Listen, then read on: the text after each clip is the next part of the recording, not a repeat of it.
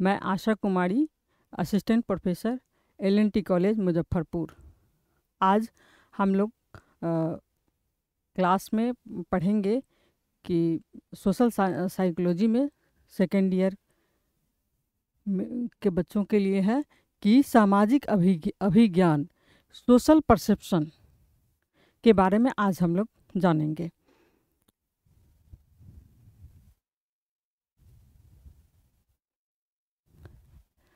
इसके बारे में देखें, परिचय के बारे में हम देखेंगे कि सामाजिक अभिज्ञान क्या है।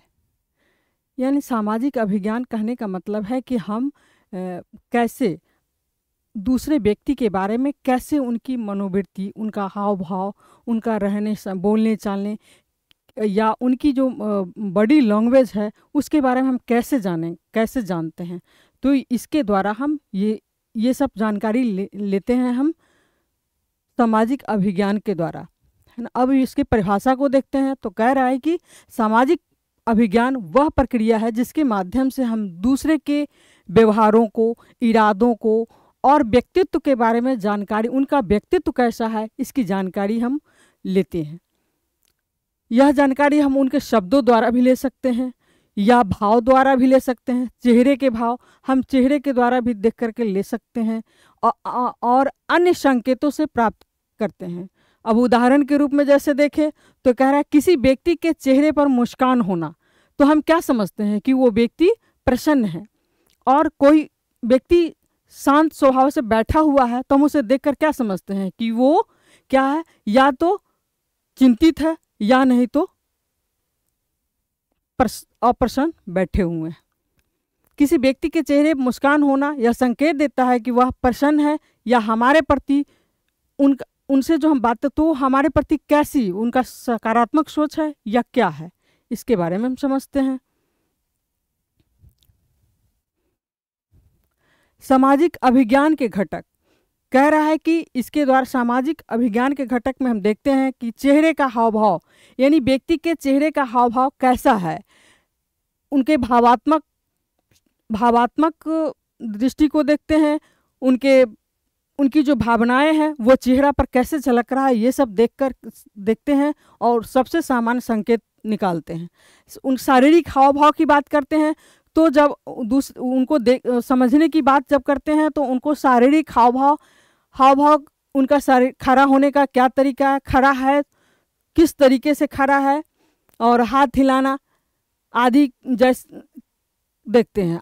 यहाँ रहा आवाज़ का लहजा, कह रहा है कि क्या बात खुश, कहीं आवाज़ का लहजा, वो जो बातें कर रहे हैं वो किस लहजे से बात कर रहे हैं, इसके बारे में हम जानते हैं और तब हम अनुमान लगाते हैं कि क्या बात खुश होकर कही, वो जो बात कह रहे हैं वो खुश होकर हमें कह रहे हैं या अंदर से दुखी हैं, तो हम ये जान पाते हैं। अब कह रहे हैं नज़र मिलाना या चुराना, कोई बातें हमको अगर कहना रहता है, जैसे कि क्लास की ही बातें करते हैं तो क्लास में किसी बच्चे अगर परीक्षा दे रहे हैं या हम उस बीच में उसे किसी प्रकार की उसे पकड़ लेते हैं चोरी करते हुए, तो क्या करते हैं, वो बच्चे हमारे सामने क्या भाव व्यक्त करते हैं, तो उसमें देखा जाता है कि उसमें आत्मविश्वास है या संकोच की दृष्टि से दिखा रहा है। जहाँ रही प्रत्यक्ष की बात, तो व्यक्ति के बातों संकेतों को समझने या सामाजिक वातावरण के लिए समझते हैं। तो जैसे हम उदाहरण से देखेंगे कि कोई व्यक्ति बार बार आंखें चुराता है, घबराता हुआ बोलता है, तो हम उसे बोलते हुए समझ सकते हैं।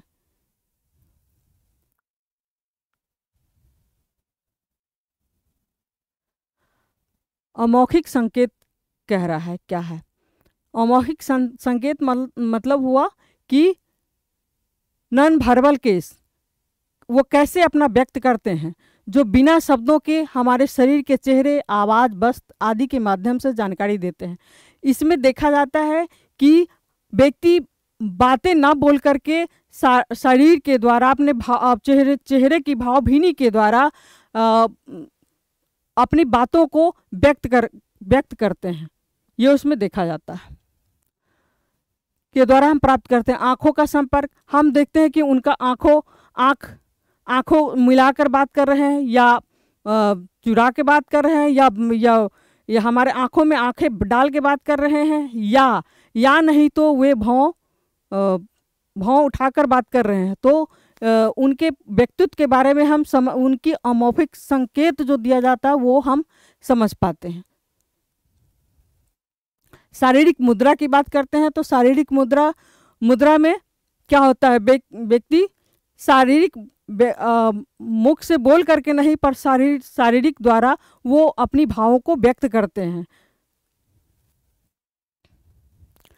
स्पर्श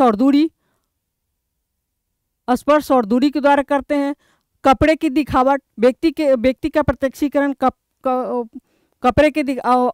कपड़े के दिखावट से भी पता चलता है। अमौखिक संकेत की बात हम जैसे कि मान लीजिए हम पहले से कोई व्यक्ति अगर सामने झुककर बात करता है और बार बार सिर हिलाता है तो वह उत्सुकता और सहमति दिखाता है। अमौखिक संकेतों की भूमिकाओं भावनाओं की पहचान करने में सहायक होता है। शब्दों से ज़्यादा भरोसेमंद, कभी कभी विपरीत संकेत भी हो सकते हैं। पहले का जो प्रभाव व्यक्ति का बना रहता है उसके अनुसार भी लोग समझ पाते हैं कि नहीं अभी ऐसा ही होगा, लेकिन ऐसा नहीं होता है। कभी कभी वो गलत, पहले का पूर्वाग्रह जो रहता है वो गलत भी हो सकता है। झूठ और सच्चाई की पहचान में मदद मिलती है। जब कोई कहे कि मैं खुश हूँ लेकिन उसका चेहरा, जैसे उदाहरण द्वारा हम समझेंगे इन सारी बातों को, कि जब कोई कहे कि मैं खुश हूँ लेकिन उसका चेहरा दुखी है, तब हम अमौखिक संकेतों का प्राथमिकता देते हैं। शब्दों से ज़्यादा भरोसेमंद, कभी कभी विपरीत संकेत भी देते हैं। पहले के प्रभाव मुख्य भूमिका निभाते हैं। झूठ और सच्चाई की पहचान वो कैसे कर रहे हैं, ये सब हम उनके अमौखिक संकेतों के द्वारा समझ पाते हैं।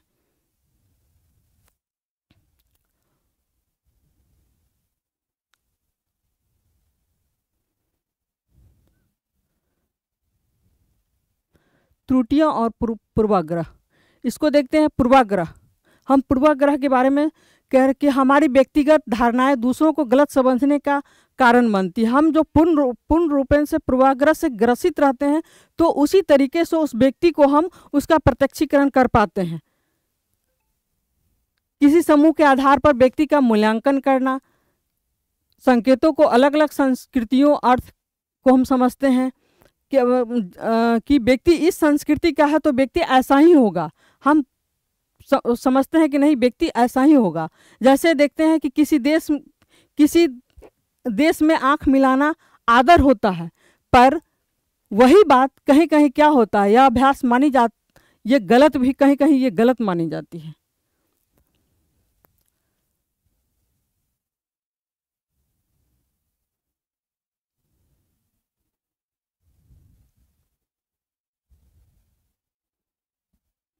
उदाहरण आधारित अभ्यास की बात कहते हैं तो उदाहरण में इन सारी बातों को देखते हैं। एक छात्र परीक्षा के बाद शिक्षक से आंखें नहीं मिला रहा है और हाथ बांध कर खड़ा है, यह क्या संकेत करता है? ये संकेत ये करता है कि उसे घबराहट हो रही है या अपराध बोध हो रहा है उसके अंदर। दूसरा उदाहरण से देखेंगे कि मीटिंग में एक कर्मचारी लगातार सिर हिला रहा है और नोट्स ले रहा है, यह क्या संकेत दे रहा है? यह क्या कर रहा है? यह सक्रिय भागीदारी दे रहे हैं और जो उन्हें बात मीटिंग में के द्वारा बताई जा रही है वो उन्हें रुचि से उसे स्वीकार कर रहे हैं। ठीक, थैंक यू सर।